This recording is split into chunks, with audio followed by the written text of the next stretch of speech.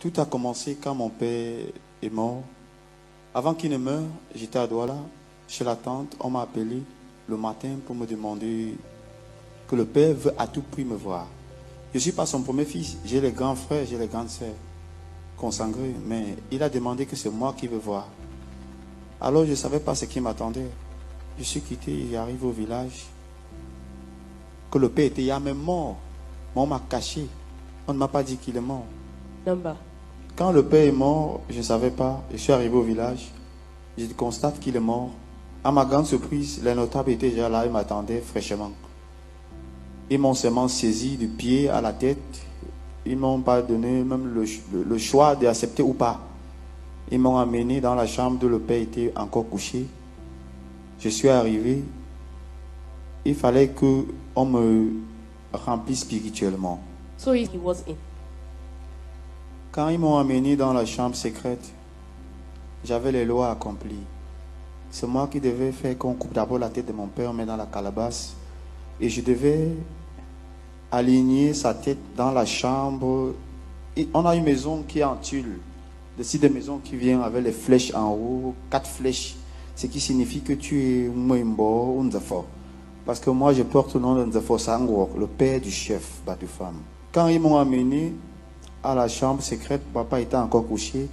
Qu'est-ce qu'il fallait faire? Il fallait que j'accepte que oui, je veux le suivre, je veux suivre son clan dans tous les domaines. Et je ne m'attendais pas à l'embrasse qui devait m'affliger, parce qu'ils m'ont affligé beaucoup de choses que je ne pouvais pas tenir. Quand on t'amène là-bas, tu arrêtes la machette qui coupe la tête.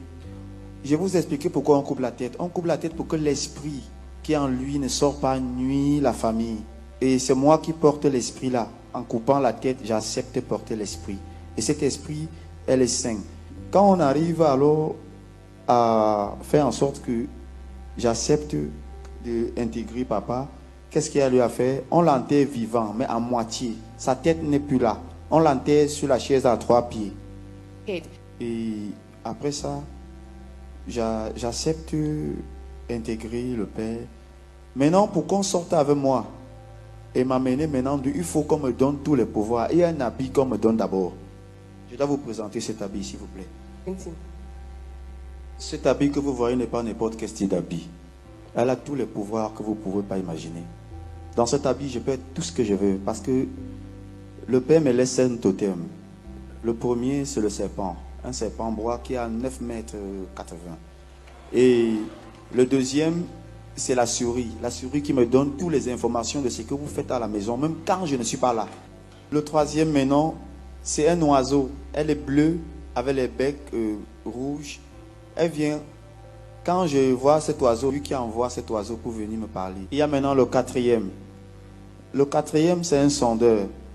C'est lui qui me permet de connaître qui va être ma victime le soir. Parce qu'elle sonde d'où je peux entrer. Et elle me donne le signe. Et elle est simple. C'est l'aigle. C'est un oiseau. On l'appelle l'aigle. Oui. Parce que tous les 5 os que tu prends, on t'apprend à manipuler ton corps à travers cet habit. Si tu n'entres pas dans cet habit, tu ne peux rien. Et cet habit me permet de sortir à une grande cérémonie. C'est moi qui reste devant, l'autre reste derrière. Et il y a maintenant le cinquième. Le cinquième qui est la panthère.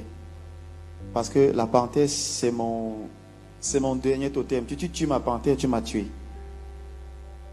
Oui, mais on peut se séparer de ça quand tu ne veux plus d'elle. Ils m'ont appris comment l'arrêter, mais ils m'ont aussi appris comment me séparer de ça. Je ne peux pas rester quelque part quand il est 21h. Parce qu'à 21h, il faut que je me masturbe, je le fais plaisir.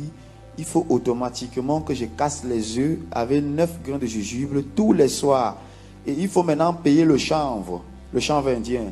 Je brûle ça. C'est grâce à ça que je peux le porter. Je le mets sur moi pour qu'il ressent mon corps. Parce qu'en ressentant mon corps, il sait que je suis présent. Je ne l'ai pas quitté des yeux. Parmi tous les totems que j'ai, ce qui me rendait un peu riche, c'est le serpent. Parce que lui, je peux faire un vœu et mes autres mon vœu. Quand j'ai besoin d'une somme. Mais sache une chose, que si elle te donne l'argent, là, tu ne peux rien faire avec. Que d'aller boire, manger, etc. Parce que l'argent ne va pas te servir. Ils ont d'abord commencé à dire, je dois chercher ma mère, faire l'amour avec elle. J'ai dit non, je ne peux pas, c'est impossible. C'est ma mère, il n'y a pas une possibilité. On a dit, je veux faire l'amour avec ma grand-mère, j'ai refusé.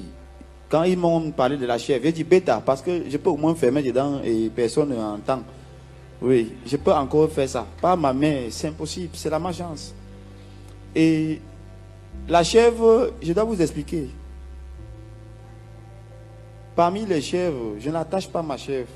Même si elle part n'importe où, elle connaît la route de sa maison. Et elle ne pleure pas. Même quand je la fais l'amour, elle ne pleure pas.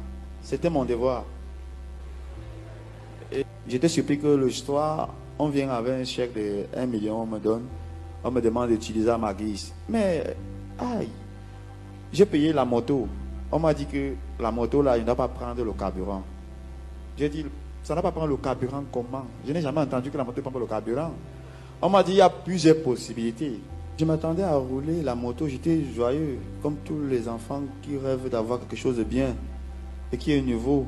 Mais à ma grande surprise, c'est que la condition, c'est que le soir, à 21h, comme je dois me masturber avec le serpent et mettre le chanvre pour qu'il m'entende, si j'ai besoin d'un vœu, je l'écris sur un bout de papier. Je viens d'abord le faire sortir avec l'odeur du chanvre. Quand il sort, c'est qu'il veut que je mette le vœu. Quand je mets le vœu, je reviens qu'il m'a donné beaucoup d'argent. Bon, le problème, c'est qui m'a vraiment embarrassé. C'est que la nuit, je ne dors pas. Pendant que les gens sont en train de dormir chez eux, cet habit que vous voyez là, j'entre dedans. Quand il est minuit, il y a un signal. L'oiseau vient, il crie 2 fois sur le toit. Et l'oiseau, là, on appelle ça dans mon village le melac. Elle est noire et blanc. C'est ça qui me permet la nuit de sortir. Tous les auberges là, je visite ça. Je viens là-bas, je trouve, j'enlève un peu ton sang, je coupe tes ongles. Le sperme que ton homme a fait, il a les posé par terre dans les préservatifs là. Je viens seulement ramasser ça. Je n'ai pas besoin de prendre, je prends juste un peu. Et quand je prends un peu là, je pars maintenant, j'invoque avec eux ensemble là-bas la nuit. On bloque ta vie, tes chances, on prend tout ce que tu as de bien, et etc. Bon, ça fait maintenant qu'en journée, quand je reviens, s'il n'y a pas le carburant dans ma moto, je veux connaître. Je mets seulement la main. J'invoque le nom de Bézébul 3 fois. Et je ne viens pas physiquement. Je viens en esprit. J'avais plusieurs façons d'accomplir ma mission. La première déguise que j'afflige d'abord aux peuples là qui sont là-bas, je mets la colère. Quand je mets la colère, ils cassent les bouteilles, eux se cassent le corps et je suis content. Quand ils versent le sang là, c'est le sang là que je prends pour remplir souvent ma moto. Donc je venais maintenant et je remplissais ma moto. Mais il fut un jour, je commis une erreur grave. Oui. Regardez ici, sur la photo, vous allez voir mon frère. Je ne voulais pas le faire du mal. Moi-même, je ne savais pas ce qui devait arriver. Il est venu me prendre la moto pour aller regarder s'il a passé à Bandjoun. Alors je lui ai offert ma moto. Je lui ai bien dit que si tu roules, c'est qu'en soi ce qui va arriver, ne mets pas le carburant. N'ouvre pas le réservoir. Alors il ne m'a pas suivi. Par têtudesse, il a forcé, il a ouvert le réservoir. Quand il a ouvert le réservoir, j'ai ressenti un truc au champ parce que je suis quelqu'un qui cultive. Avant d'arriver à la maison, la grand-mère criait hier. Je demande qui a quoi, elle dit que quelque chose de terrible s'est passé. On vient de m'appeler que voilà ton cousin qu'on est en train d'amener à l'hôpital. Je demande il y a quoi? On me dit la moto. Je dis hey, peut-être j'ai tué mon frère sans m'en rendre compte. Comme j'ai refusé de donner ma soeur, peut-être c'est mon frère qu'on a pris. Bon. Ce qui est arrivé sur la moto, c'est qu'il a mis le carburant sans me demander. Les abeilles ont failli le tuer. Et il y a aussi ma soeur à qui j'ai remis de l'argent. J'avais peur. Je suis allé dans l'argent comme avec d'autres. J'ai gardé mon argent, j'ai oublié de vous dire, car au serpent, je ne mettais pas mon argent n'importe où. C'est dans la calebasse là que je mets l'argent. C'est lui qui garde mon argent. Tu peux entrer dans la maison, fouiller même un an, tu n'as jamais trouvé lui a mis l'argent. J'ai retiré 250 000, j'ai donné à ma soeur, Ira. Mais à ma grande surprise, lors de la réunion, il a dit que je n'ai pas encore commencé à donner le sacrifice. Ma tête, le verre même que j'avais à main est tombé.